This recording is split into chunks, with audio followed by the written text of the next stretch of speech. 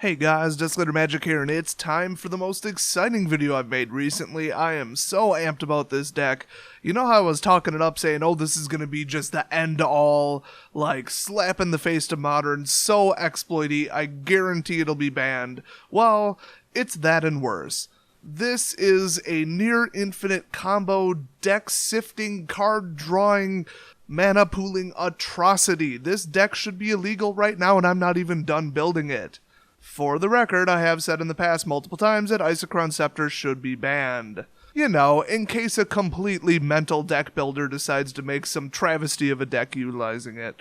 Now, there have been infinite or near infinite or at least annoying loops done with Isochron Scepter, but they were all kind of obscure. They required like 3 cards to work. Now, this deck does require 3 cards to work, but there are double copies or more of every single card, which is why it works so often. If this doesn't win by turn 7, something went horribly wrong. Usually it's you not mulliganing at the right time. Now, as I've at least mentioned or implied so far, this deck is not done. I am not done building it yet, but I am so excited, and it's so complicated that honestly I could take some input from people that have been playing longer than me. It is really hard to use the search to build this type of deck. If you go to, the Gatherer website and start searching for certain parameters, there's just no way to search for certain cards. And then don't even get me started on Eldrazi Devoid crap not showing up the way it's supposed to. That's already ruined 2 of my decks, missing an Eldrazi card. Well, technically, Shrivel is devoid, so it's not actually blue. Shut up, it's blue. Show me the card in the search. It's blue. I can tell a blue card when I see it. It's a blue frickin' card. I don't care what the text says on the card. As people at my local gaming store know, I don't read the damn card. Half the time I don't even read the title of the card. I just go based on the artwork and assume it's either flying or an elf. Usually neither of which is actually the case.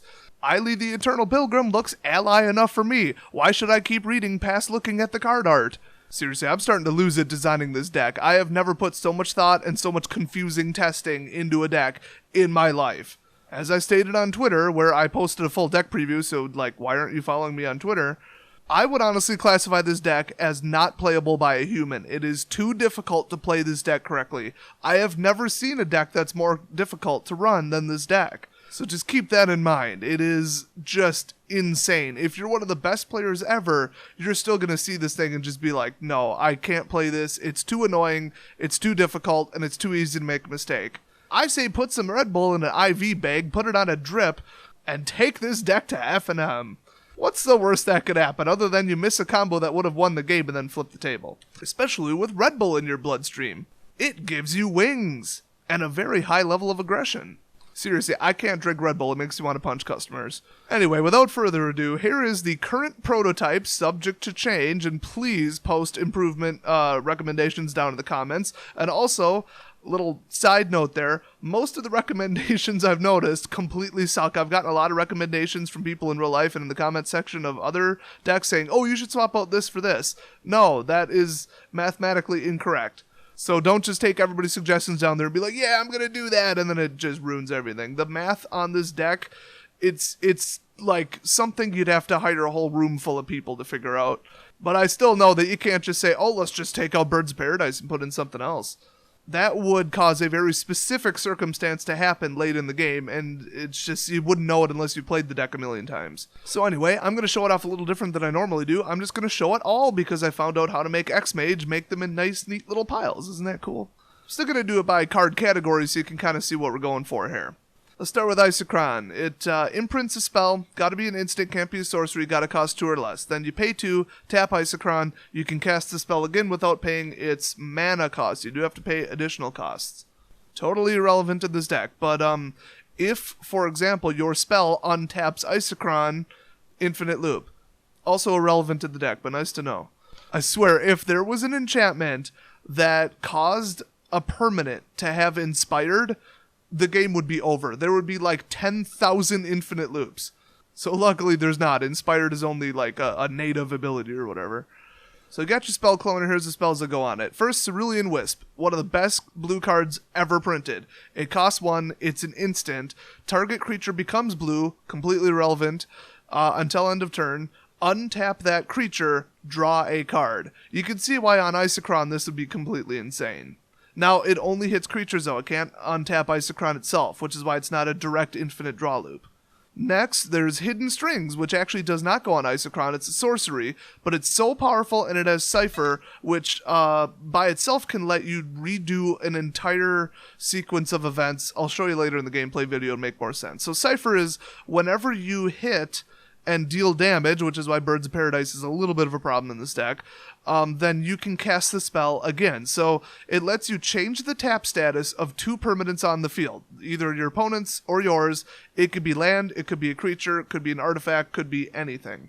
So theoretically, if you tap their only blocker or their only 2 blockers, then hit them, you get to cast the spell again instantly during, I guess, combat damage phase or something like that. Next up in the tap manipulation spells department, we've got Refocus.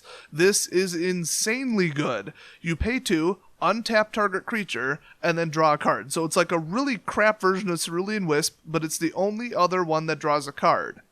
You cannot put in the spell Twiddle because it doesn't draw a card. It's unbelievably powerful and useful, and it's great to put on Isochron, but it won't cause an infinite loop because it doesn't draw a card. Actually, I think it will cause an infinite loop, it just won't do anything. You need to draw cards.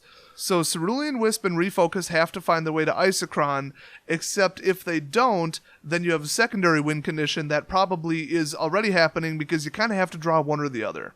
Also, Isochron isn't needed to win. You can do tap manipulation that isn't quite infinite.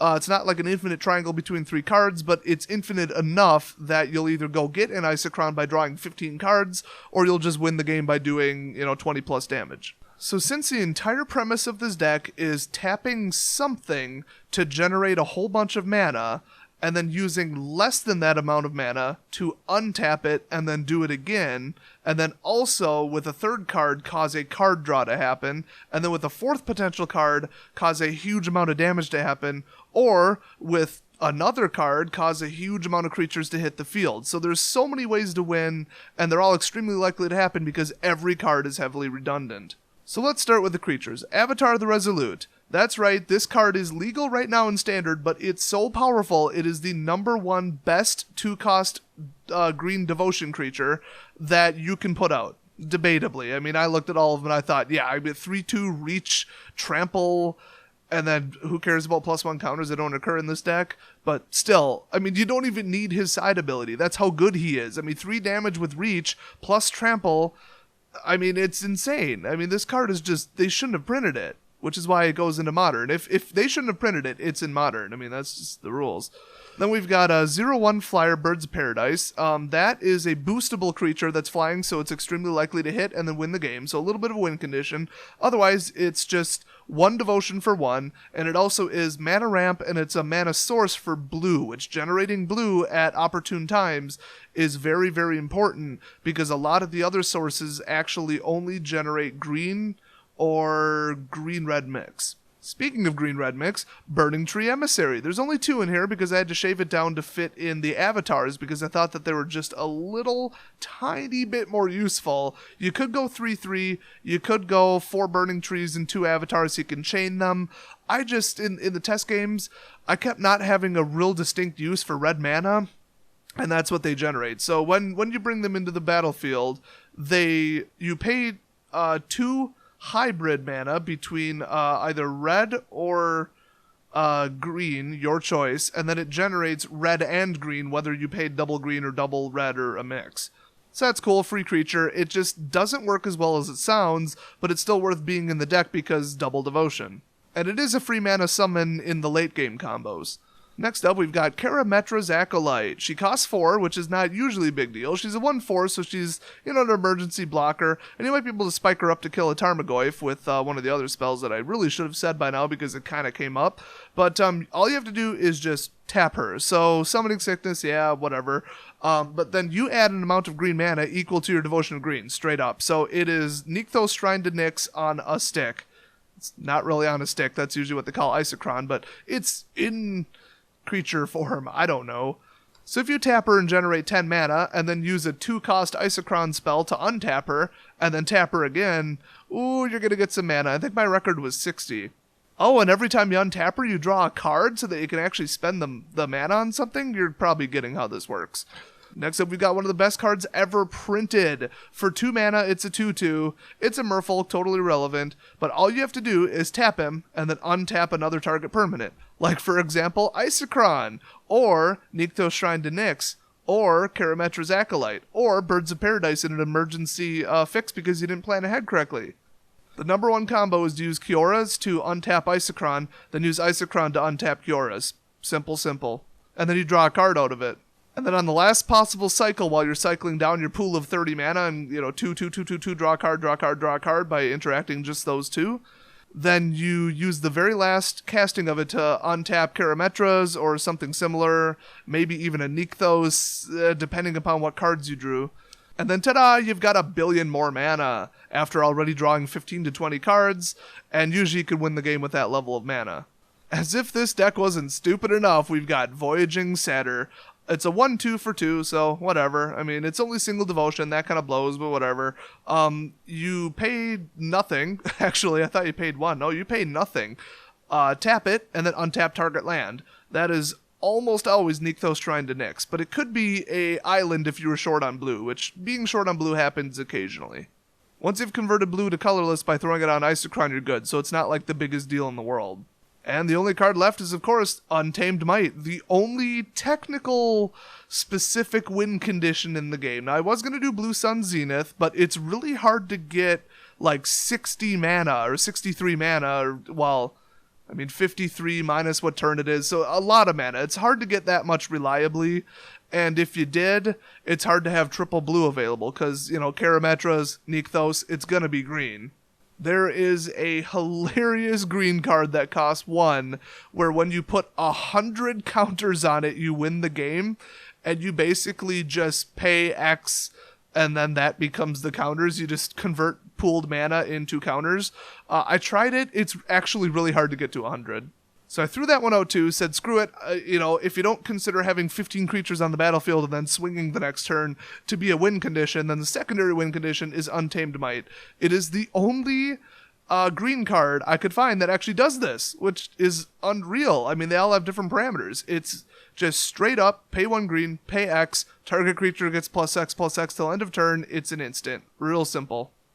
So you feed 21, 22, 23, just to be safe into Birds of Paradise, or cast 2 of these because you probably have 2, 3, or 4 in your hand by the time you drew 1/3 of your deck, and then you bash them with it, and then you probably use Hidden Strings to get rid of their defenders, and it's just unbelievable. You could just swing with everything and then do a mana loop in the middle of the combat phases, and then drop this on whoever they didn't block, and then win the game. I mean, it's so powerful. I absolutely love that card. If there was another redundant copy of it that I missed, let me know, because 6 would be the correct number to have, according to my math. So, unfortunately, because of how this deck works, I tried to describe it as I was going, so you're not like, what? What does this deck do? I don't get it. Like something with tapping. Okay. You really have to see it in action. So, the next video is definitely going to be a gameplay demo, and you guys are just not going to believe it. I don't believe it, and I was there watching it. In fact, when I was trying to kind of work through it and figure out the best combinations of what to do when, I ran out of time and the computer won. It took me longer than 40 minutes to run the match. The funny thing is, I was playing it on X-Mage, and because of all the yes, continue, blah, whatever, no shortcuts, you gotta click every button to make every decision, you could actually play this deck about 4 times faster in real life, so don't worry about that. But do worry about making a mistake, because the first 10 games I played with this, I made nothing but mistakes, and they cost me the game. The only thing that can truly shut this deck down is insane amounts of removal. Like, if I went up against the Black Death, which is my last modern deck, this deck would lose 100 games in a row. I mean, it just isn't possible to beat that because you need devotion and you need stuff on the field. That said, if people are getting all cute with their lightning bolts and their Path to Exiles thinking they're going to shut you down, getting rid of one creature is completely meaningless to this deck. It barely affects it at all. I would even consider it a waste of mana, especially Path to Exile, because nothing is that important. And them giving you a land of your choice, that is suicide. Absolute suicide. So if you see a little bit of improvement, you might want to actually watch the gameplay footage first. I know a lot of you are going to say, oh, well, you got a little bit of color fixing, just add a little bit more, like a tricolor land or a mana confluence, and then put in Banefire, because Banefire is like the bomb. I tried it, didn't work as well. It's doable, but I just don't want to add red. It just doesn't quite work. In fact, I took out blue and did just a green-red version of this, and it was absolutely terrible. It was just a hit-or-miss glass cannon. So anyway, I'm going to go record like 1 or 2 matches against the computer to show you how this deck works, how the basic concepts of it are, and I'll show off the number 1 weakness, which is mulliganing. You might mulligan yourself to a loss really, really quickly. You need a lot of cards in hand, and they have to be the right cards, or you're screwed, because you have to get the combo going. But I would say that this is a lot more generous than Amulet Bloom or Splinter Twin. Those were like, you need the right opening cards or you are dead. And they were waiting for copies of 4 to meet up with copies of 4. It was just a stupid deck. I don't even know how they got it to work. Honestly, from what I heard, they weren't that great of decks. So hopefully I'll get the gameplay footage recorded real quickly here, and I'll see you guys next video.